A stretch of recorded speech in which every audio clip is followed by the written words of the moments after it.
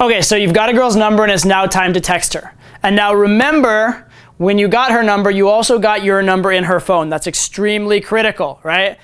Go back and recheck the section on getting a solid number if you're not doing that, all right? You got your number in her phone. Very, very important. It makes everything else much smoother. Okay, so maybe you sent her a text with your name. Maybe she replied, maybe she didn't.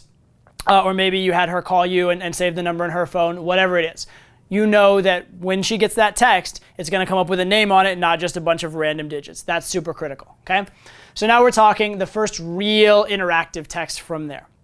Now, what do you send? How do you know what to send? Well, the first key criteria is how good was the initial interaction, okay? Think of it as how much social capital did you create in the initial interaction. If it was one of those things that was really amazing, you spent a really long time together, she was chasing you, she wanted to take you home, but she just couldn't because her friends wouldn't let her or whatever, and you even had arranged at the time of, hey, we're gonna hang out later, we're definitely gonna do this.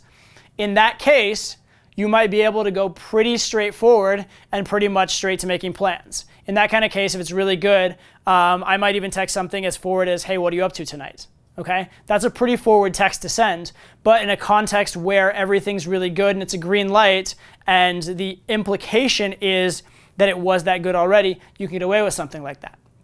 However, on the other side, let's say that it was a situation where you talked to the girl for 5 minutes very quickly, she was running to work, you couldn't really get to know her very well because you had that constraint on your time.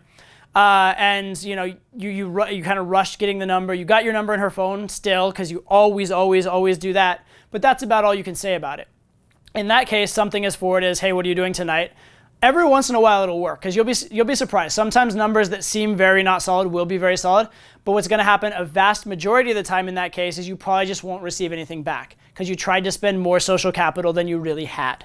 Okay, so in that case, probably what you want to do is send something like fun, friendly, something maybe a little funny, maybe an update of your life that makes it seem really cool, something along those lines where the idea is that you're building social capital rather than trying to capitalize on it. You're not trying to get her out on a date just yet. You're mostly trying to just initiate and establish rapport, establish an interaction of some kind. Okay, so that's kind of polar opposites. On one end, you have it's so good I can kind of just go straight for plans. I mean, obviously, in a fun, positive, non-needy, non-pushy way.